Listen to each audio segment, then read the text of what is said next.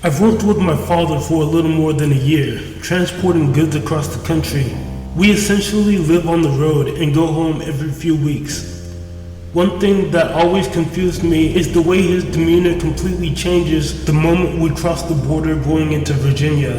He becomes quiet and watchful. He has me take the wheel as long as we're in the state and pulls his Benelli off the rack to hold in his lap. It was always obvious that something happened out there that has him permanently on edge anytime he's in the state.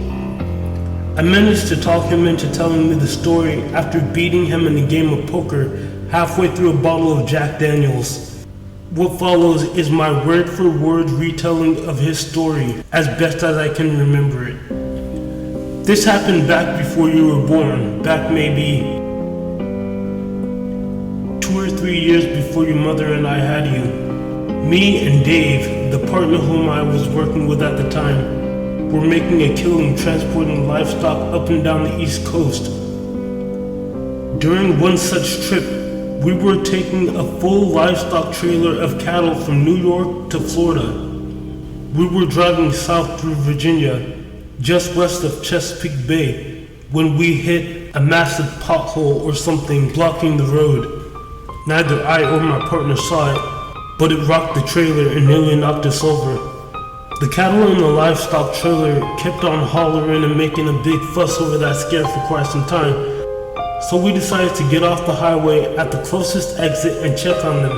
When we got out to check our payload, Dave got out before me and started screaming for me to come look at what he saw.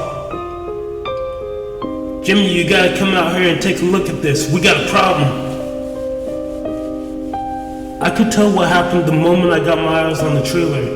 We never saw the pothole that we hit because we never hit one. Instead, something hit us and tore its way into the livestock trailer.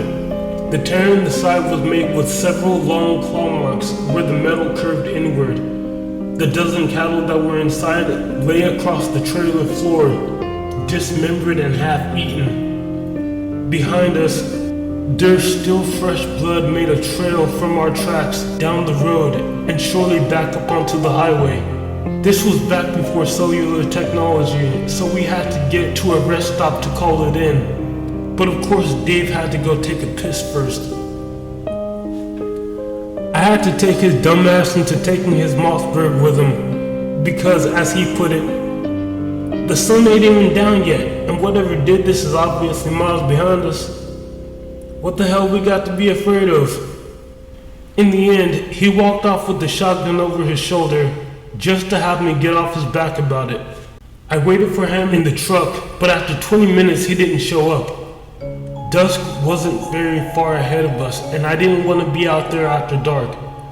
So I decided to go find him and drag him back. I set off in the direction that he went in, remembering him walking past the tree line. I crossed through into a forest that was thick with trees and vegetation. I wandered further in, shouting for Dave to stop jackassing around and come back to the truck. I approached a large rock that appeared to be sitting at the edge of a clearing. I saw what I was certain to be Dave, poking his head out from behind it, as though he were trying to be sneaky. "Dave, we don't have time for any goddamn games. If you were trying to spook me, it's too late, I spotted you." He didn't answer. I balled up my fist and strode my way there, ready to grab him by his neck and drag him back.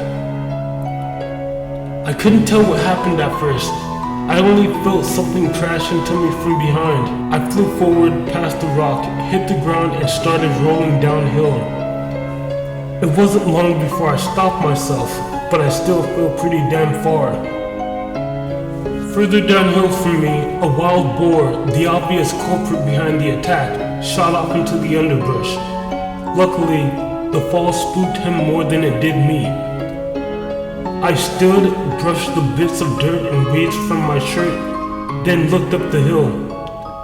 I saw the rock sitting at the top of the hill right where it takes a sharp drop downward, but I didn't see Dave next to it. The hill was too steep to walk back up the way I fell, but the ground leveled out as it stretched into the field. I walked around the incline and got myself back atop that hill, but by then it was nearly dark, Sundown was close, and I was beat. After the job had been ruined and all Dave's nonsense, I just didn't care. Dave could figure out what to do out there in the middle of nowhere without me. I had the keys to the truck anyways. Walking back to the truck, I saw someone step across the tree line ahead of me. I started running to catch up, planning on telling him off.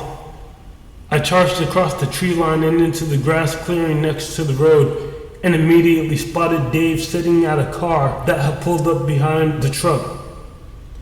I was still frustrated, but I began to calm down, seeing that he had made it back and we could get the hell out of Dodge. I approached them demanding an explanation for what just happened. "You want to tell me what the hell that was, Dave?" Before Dave could defend himself, the driver beside him spoke up. "With all due respect, sir, this ain't the time or place to have this or any conversation. Not out here after dark." I started to snap at him when he spoke again with an offer. "Just follow me back to my hotel and you two can take a room for the night while you get this whole mess sorted out." He was a scrawny, scruff, middle-aged man who introduced himself as Luke Ringer. Seeing that they had obviously worked it out between themselves, presented me an opportunity to just sit back and let it all be. It was all too much more than I'd care to deal with, and I was ready to call it a day. It also hinted at something bigger that Dave confirmed while we followed Ringer to the motel. When I had reached the two of them, Dave had been back at the truck for nearly 30 minutes. He had lost his sense of direction and found the road after straying off course on his way back to the truck. He hadn't seen me since he left the truck,